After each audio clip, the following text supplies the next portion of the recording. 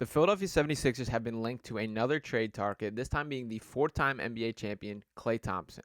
In this video, I'm going to break down the likelihood of a deal, why it could work for the Sixers, and my overall level of optimism as the trade deadline narrows down. Now, to kick things off on what got this report started, we have this from Bovada Sports listing the Sixers as the favorite to land Klay Thompson in a trade. Right behind them, the Miami Heat, the Detroit Pistons, the Atlanta Hawks, the New York Knicks, the Chicago Bulls, and the Dallas Mavericks, but the Sixers right there at the top with plus 290 odds per Bovada there. Now, Klay is an interesting name that he is a guy that's been around the league for quite some time in his 12th season at 33 years old, a guy that is a proven champion, has been a vital part of that Golden State dynasty that has secured 4 championships within the past decade. So a lot of impressive stuff on his resume this year, and he is a guy that has fallen out of favor in Golden State. That with the growth of the young talent that they have, guys like Brandon Pochevsky and Jonathan Kuminga, he has essentially been passed in the pecking order in a way, and there also is some legitimate reasons to buy into some decrease in his level of play. So to kind of get into the specifics of things, I want to start by looking at his stats here,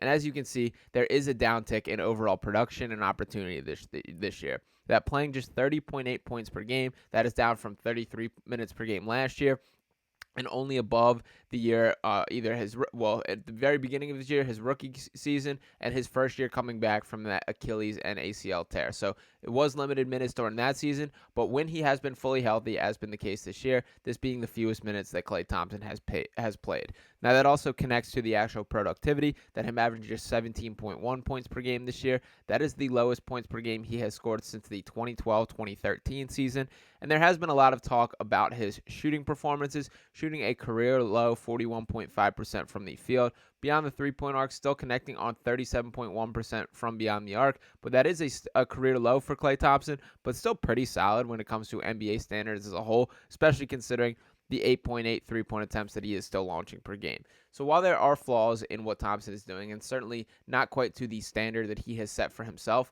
if you put a different name on these numbers, you feel pretty okay about them from Klay Thompson's perspective.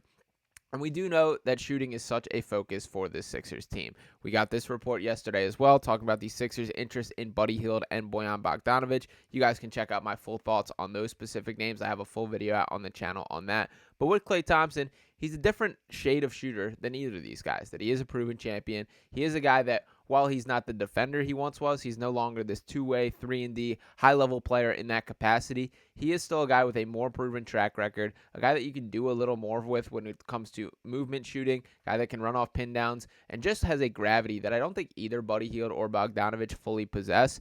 And what's especially interesting to me and why it makes it more likely is, once again, the struggles going on in Golden State, that they have really had some issues this year.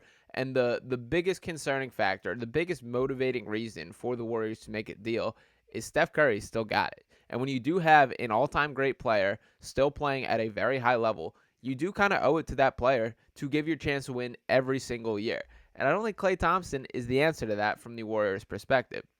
There was an interesting quote floating around, this from Anthony Slater here, where he talked about Klay Thompson right after the last game in which Thompson did not close the matchup, and Klay Thompson said it's hard not to close. His quote was, "Yeah, you kidding me? To go from one of the best players, it's hard for anybody." Klay then credited the young guys and also acknowledged Draymond chirping in, kind of saying how he didn't close in the finals and nobody cares. The full interview I would recommend is worth checking out. That I do give Klay a ton of credit for handling himself like a true professional, saying all the right things, but it was certainly an example of his words not quite matching his emotions. That you could tell from reading between the lines, from looking at his expressions, it's a little bit of a broken human being right now. That you can tell mentally he is going through it, that these struggles are getting to him, and he has lost a little bit of confidence in himself or in his game. That's a tough situation for a guy who's been around as long as he has and been as successful as he has throughout his career. And that also points to why maybe this could be a good thing for both sides. Why maybe Klay Thompson could use a change of scenery or some rejuvenated energy with a new franchise where there's different expectations and not being held to quite the same standard as he has been. Even this version of Klay Thompson would immediately be the best shooter on this Sixers team. And we talk about the importance of three-point shooting. This is one of the things I brought up in the Bogdanovic and Buddy Hield video, that the Sixers on the season have attempted the 29th most three-point attempts per game on the year. They're 26th as it pertains to three-point attempts per game. That is just not quite good enough, and I understand when there is a roster constructed around Joel Embiid, who is so mid-range heavy and so post-heavy in his shot diet, you're never going to be leading the league in these type of numbers. But that makes it even more important to strike the right balance and have guys around him that can move these numbers up. That you do have to have gunners to surround him with.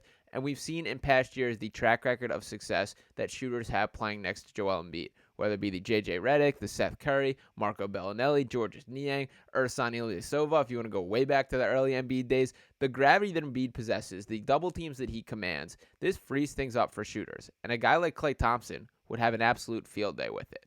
Now, another point that I did want to bring up here, which I always like to talk about when it comes to trade discussions, is the contract. That we know with the CBA, with the NBA rules, that sometimes the number attached to a player is a far more reason why they're traded than their actual ability or who they are by any means. Now, with Klay specifically, making $43.2 million this year.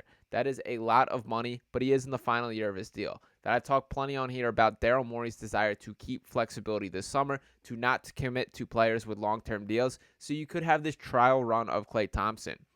And as I've talked about, one of my flaws with this cap space plan, because I don't see these high-level players coming available in free agency. We haven't for years, and frankly, this free agency class isn't that great. Klay Thompson is one of the top names on it. So you have an opportunity to essentially have a trial run with a guy who likely could be one of your top targets come free agency, even with the price tag certainly not being what Klay Thompson will expect. There were reports earlier this year with Klay that he did have an offer from Golden State for an extension, and that Golden State, Klay wanting more money, so he was holding out for that. I believe it was somewhere in the $30 million range, and then Golden State pulling that off the table as Klay got off to a slow start this year and wanted to revisit things this offseason. So I have no idea what his market value would be.